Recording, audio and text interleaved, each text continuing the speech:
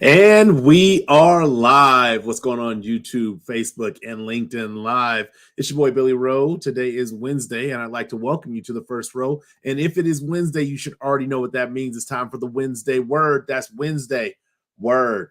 Jumping straight into it. Tonight's topic is dun, da, da, da. I don't know why I keep doing that, but I love that sound. Perception.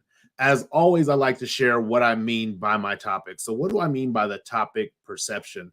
What I'm referring to in perception is how sometimes we create a one-sided story about the experiences of others. And that one-sided story makes us sometimes feel like we are all alone in our challenges that we face, but we are not. So tonight I have three tools for the first row that I want to share with you in regards to how I've addressed the issue of perception in my life. So I hope you're ready. Let's jump straight into it. Tool number one when it comes to addressing perception is no one has a flawless journey. It was a close tie between, it was like a close second for what the second tool was, but tool number one took the number one place, that no one has a flawless journey, is because a lot of times our perception of where people start or how people are moving through their own experiences is really skewed in the perspective of, our perception of what they may or may not be going through. I liken this to writing the book Fire Your Job, Hire Your Passion. And in writing the book Fire Your Job, Hire Your Passion, I share a lot of stories that people who are close to me and that I have intimate relationships with, they've heard the story, they've heard the challenge, they've heard what I've gone through. But what they haven't heard, and that is included in the book, is the background noise that goes on while that challenge is taking place, the challenges that maybe I've overcome, that new challenge inflames and kind of pulls me back to a space where things may not have been as healthy for me. And so when I say no one has a flawless journey, what that is when we are busy minding other people's business. I could have called this Wednesday word that, but when we're busy minding other people's business and um, making judgments based on what we perceive their experience to be, what happens is, again, we tend to think that they haven't had the challenges that we've had. In fact, not only may they have not had the challenge, or they may not have had the challenges that we have had, they may have had even more extreme and more difficult challenges to overcome. One of the presidents, or the former president of my organization, one of the things that he shares in his story is about how he was raised by a single parent mother who really had to struggle to keep him and his brothers on track. When you see somebody at like one of the highest levels in an organization, you're like, man, I wish I had a silver spoon. I wish I had the fast track. I wish people would have given me the opportunity to do what they've given him the opportunity to do. But the reality is that he's come from some of the struggles that maybe you or others have come from, or some of the struggles that other people who have had struggles, and I use that not because I'm minimizing struggles, but I'm saying different types of struggles, other people who have had different types of struggles, or haven't experienced what he's experienced. So when I say no one has a flawless journey, this applies to us individually, but it also applies to the general population, to every human. Every human has an experience, and it's not this smooth slope to the top. There's peaks and valleys all along the way. One moment that you're at your highest, I've seen people, one moment they win the lottery and they're a millionaire, the next minute they're broke. I think they call that like the lottery curse or something like that. But those are things. Hey, what's going on, Patsy? What's going on, Isaiah? But those are some of the things that they end up having to face. We can look at celebrities. There's celebrities who suffer from suicide. There's celebrities who suffer from drug abuse, from alcoholism, from domestic violence. That everybody's journey has flaws in it. Everybody's journey has challenges in it. And so when we are operating from this perception that we think we have it harder than somebody else, what we're in essence doing is kind of trying to give ourselves some permission. And we talked about this yesterday on the Carolyn Michelle and Billy Rowe live show, is that we're giving ourselves permission to underperform and underachieve and making excuses for why we are not where we assume they're at. But that's only at the surface level because that's all you really know until you have the background information. So that's tool number one, is that no one's journey is flawless. Even, and one more thing, because this was something that came up today, I almost forgot.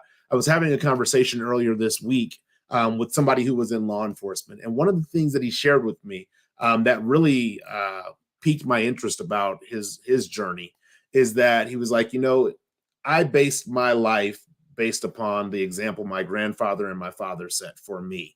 However, in working in the correctional facility, because he was working in corrections, I would talk to sometimes inmates that were behind bars that would share that they've based their life on people, and they had the same reverence and respect for elders in their community. Unfortunately, the elders that they respected and were mirroring and matching were making poor decisions, and then they mirrored and matched those decisions because they thought they knew the way. They thought, man, you got all the money, you got the nice car, and you got it the fast way, so I can get it the fast way. And then they got caught up, and now they're in the system. So he found the similarities in their journey. They just chose to mirror the different behaviors, or chose different role models in which to follow. And that's really why I included that story in this particular tool of no one has a flawless journey, is because who we mirror or who we decide to deem as role models and put on these pedestals, if we're not fully informed about what the background is behind what we see on the outside, then we might be actually have a perception that this is the path to success that is not truly the path to success for us. Really quick, what's going on, Ayala? I'm so glad you can make it tonight. Really quick, I want to bring in from the chat. Patsy says, no one knows what the other person is truly going through or how they achieved their goals. No one has a true smooth journey. Absolutely, absolutely. So with that, that's tool number one. No one has a flawless journey. I would like to move on to tool number two. Tool number two, when it comes to perception, is ask rather than assume. If everybody has a journey, and if everybody has a story, and if everybody has different varying experiences, then the question that we should be asking is, tell me your story. And that's why I actually created First Row, is so that people can share their stories. There's plenty of people that I know in my life that where on one end, I'm thinking things are great.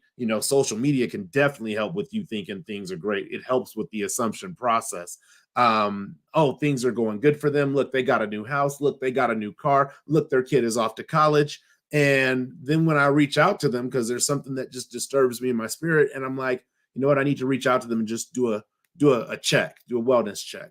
And when I reach out to them, they confide that things are not as great as I may have assumed them to be. And so asking how things are, asking how people got to where they are, is the best way that we can avoid assuming. We honestly cannot accurately measure something from observation. Think about how tall a person is. I'm 5'8" and something inches. I don't know, or 5'8" inches and something. I'm sure there's some fractions of an inch in there somewhere, but I don't think I'm 5'9". Either way, if somebody's to look at me, their ability to be like, oh yeah, Billy's 5'8" and 3/4 of an inch, that's really hard to do just from the physical standpoint of a person. It's even more difficult when we are looking at the outcomes of people's lives and making broad assumptions as to what drove those outcomes. It's something that for myself, I even have to sometimes correct myself or catch myself on, is assuming that somebody has it better than me. A lot of the growth that I've had over the years in doing First Row and Wednesday Word has been something that now when I'm talking or I'm doing public speaking or interacting with people, they're like, man, you really present really, really well. Yeah, but there's a reason, because I've been doing on air live content for like the past 8 years. And so because I've been doing it for such a long period of time, I'm improving at it and it's becoming more natural to who I am. But that first struggle journey when it was like, okay, I don't know what to say. And I'm saying so much and I'm saying words that are just filling space.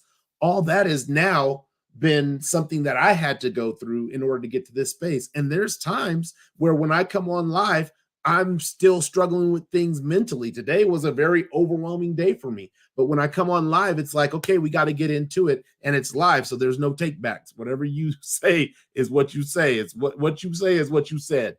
The other thing is about this tool, about ask rather than assume, is that it was we are not required to figure out the outcomes, how somebody got to their outcomes in life alone. There's no requirement for that. I talk a lot in work about diversity, equity, and inclusion, and the importance of opening up dialogue between individuals. And so this is something that I've started doing more intentionally in my own personal life, is really reaching out to people and saying, hey, you know, I take lunch 5 days a week. I'm in a virtual environment. Why don't I start scheduling at least once a week a virtual lunch with somebody on their calendar? And what I'm able to do is hear how they got to where they are, hear the journey that how they've either climbed the corporate ladder or how they've pivoted on business decisions or pivoted on careers that they've been in. Hearing that information happens because I've decided I don't have to try to figure out the path to success through corporate America by myself. It's something where I can look at people that I perceive are successful, but not make the assumption that they're successful and actually have those deeper conversations with them. And then this also reminds me that there was one time in life where, because I've made not a perfect smooth, I haven't had a smooth journey all the way to the top, and I don't even think I'm nowhere near the top at this point. But there was a time in my life where there were things that I was ashamed of and I didn't want exposed about me or told about me. And I had to make the decision in that point in my life that when people decide they want to be a friend of mine or connected to me in any way, there's certain things that I want them to know about me so that they know who they get when they get Billy Rowe. And I remember there was a friend, it was a new friend that I was establishing. They're a good friend now, but they were a new friend at the time. And a person that they knew had reached out and was like, oh, I bet you didn't know this about him and this about him and this about him and this about him, because they perceived that I was one person who would come from a perspective of, oh, I'm the best person out there in the world and I've never made a mistake. They decided to try to highlight all my mistakes. And after the person got done listening to them, they're like, yeah, we've had conversations about all the things you're talking about. And if you took an opportunity to have a conversation with Billy, he would have this conversation with you about these things. I'm not saying share all your business, but at the same time, at the end of the day, we are the sum of all of our cumulative experiences. And those make us who we are today in the moment. And there'll be more experiences added to it to change, transform, and evolve who we are in the future. So realize you don't have to decide for yourself that you're going to figure out how to get to where you see somebody else at. You can simply ask them and not assume. So that's tool number 2. Welcome in, Bruce. And then finally, tool number 3 when it comes to perception is stop projecting your experiences. Now, what I mean by that is we all know somebody who is forever on their soapbox talking about, oh, well, if it was me, I would have did this. Or if they would have did that to me, I would have did that. Look, I even caught myself doing it when Will Smith slapped Chris Rock. I was like, I'd have severely hurt Will Smith if he slapped me in the face anywhere. I don't care, live on stage, at the Waffle House, anywhere. It's going down. We got to fight hands right now, immediately. However, we all know somebody who's like that. And sometimes, like I just shared, sometimes we are that person who says, oh man, well, if it was me, I would have did this way. If it was me, I would have invested that way. If I had that amount of money, I would have did this. And really what we're doing is we are projecting that all of the experiences that we had that made up who we are to make the decisions that we would make have to be the exact same experiences that this person had for them to have have to be the exact same experiences that this person would need to make the decision the way you would have made it. But really, they've had their own experiences, and some of them may be similar, but some of them may be different.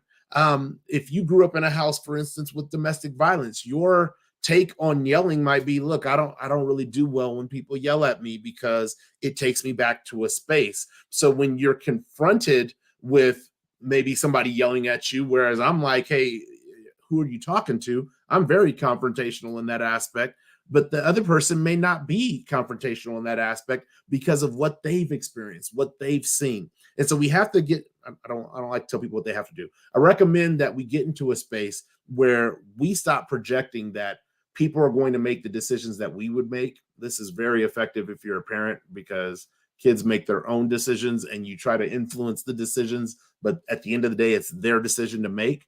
But if we can get into a space where we stop projecting our experiences into the outcomes that we have already made assumptions on how we would handle the situation, if we can get into that space, what it does is it opens up a dialogue to become inquisitive about why did a person make the decision that they made that led to their outcome. And that's really the space about perception. It's about getting away from a judgmental space where we're so busy judging and assuming and writing stories about things that we know nothing about, and moving more into a space where we are inquisitive and we ask and we dig deep to try to figure out what is the thing that drives the decisions that people make that lead to their outcomes. And so that's tool number 3. We're all trust me, we're all a work in progress. There is nothing that we can do to not be a work in progress. I don't care, you're never going to achieve perfection in every category. So be willing to be that inquisitive person to see how you can add value to your own journey to maybe achieve some of the outcomes that you perceive as successful, or avoid some of the potholes that maybe people have encountered. Really quick, Brother Bruce comes in and says, yes, my children have taught me, my experiences shaped me, not them.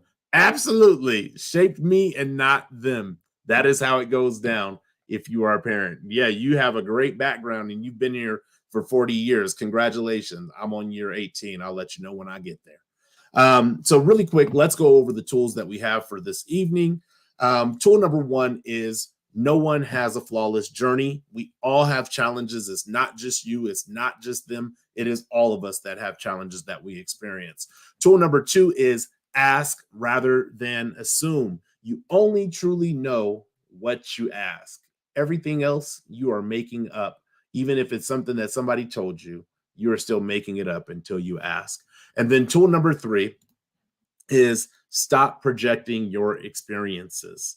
Our experiences cause us to have a different perspective. It causes us to have a different perception on decisions that are made and outcomes that follow. So, hey, good evening, Jose. So those are the tools that I have for you this evening. As always, with the Wednesday Word, I like to share a personal story, something that kind of got me thinking about this topic. And I started thinking about this topic months ago. I was actually having a conversation with a good friend of mine, and we were talking about home ownership. They're currently trying to purchase their first home. And when we're having this conversation, I'm like, yeah, these are some of the things you can do. And they're telling me how they need to improve their credit score in order to qualify for a home. And I'm like, okay, cool. Well, where are you at? All right, well, here's some of the things you can do to increase your credit score. And one of the comments they made actually caught me by surprise. They were like, well, I know you've never had a problem with paying bills late or having a bad credit score. Now, this comes from a person, or this is being said to a person, being said to me, who has had a credit score of, I think at the lowest point was maybe like 560 or 545. I can't remember. But I've had a very low credit score before, even though it can be lower than that. For me, that was a low credit score because nobody would give me a credit card. Nobody would give me a home loan. Nobody would give me a car loan. Nobody would give me anything other than my bank account because I wasn't on check systems. So it was very interesting to see his perspective of me as this person who has had this smooth journey with credit. And this is why I'm able to own homes at this point. And I was just like, that couldn't be further from the truth. But what it also illuminated for me was that he thinks in some regard that he has to be like I am in order to achieve home ownership. And that's not the case. All you have to do is improve your credit score. Now, does it take time to improve your credit score? Yes. Are there some things you need to be aware of and some pitfalls you got to look out for? Yes. But anybody can do that. But just because years ago I decided, okay, let's try to get this credit score on track. Just because I decided years ago doesn't mean that I started off with a 700, 800 credit score. What it means is that fortunately, over a significant period of time, I was able to improve my credit score and able to acquire the things that I wanted to acquire that were investments that were important to me. And this is why I started thinking about perception, because it's perception about my experience was 100% inaccurate, 100% inaccurate. But when you think that a person's journey is flawless, when you assume that they haven't had any challenges and that it's really been easy for them, you start to feel sorry for yourself. And this is a really good friend of mine, so I'm not saying he felt sorry for himself, but this is what inevitably happens is we begin to feel sorry for ourselves. And then once we feel sorry for ourselves, we enter a victim mindset and a victim mentality.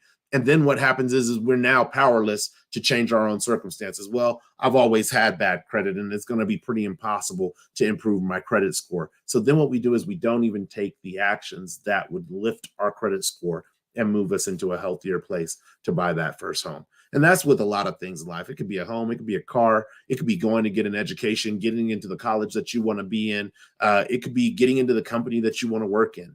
When we create a victim mentality and a victim mindset, we stop applying the effort that is necessary to achieve. And that's really what this story is about. That's really what perception is about. Rather than us making all these baseless assumptions, take time, have a conversation, dig deep, and learn how people got to where they are in their perceived outcome so that it can move from perception to actual reality. So that's what I got for you guys today. As always, I enjoy you guys coming in and chilling with me on the lives. I do have always a couple announcements. If you have not done so yet, get your copy of Fire Your Job, Hire Your Passion. And if you have the book and do not have the companion journal, please, I'm telling you now, go to firstrow.com and get the journal. You will not regret it. If you have not ordered the book and you want the journal, go to firstrow.com. There is an exclusive combo discounted that is only available at firstrow.com. It's not available on Amazon, Barnes & Nobles, Walmart, Target, or any other book distributor that is marketing the book online. It is only available at firstrow.com because for the people who rock with First Row, I feel like they should have a discount if they buy in both things at one time. Number two is if you have not been tuning into these things called Terilyn Michelle and Billy Rowe Live. The coaches get together. Terilyn is a coach. I am a coach. We get together and we have amazing conversations. Our next conversation will be May 3rd at 4 p.m. Pacific Standard Time, 7 p.m. Eastern Standard Time. Do the math if you're in between those times.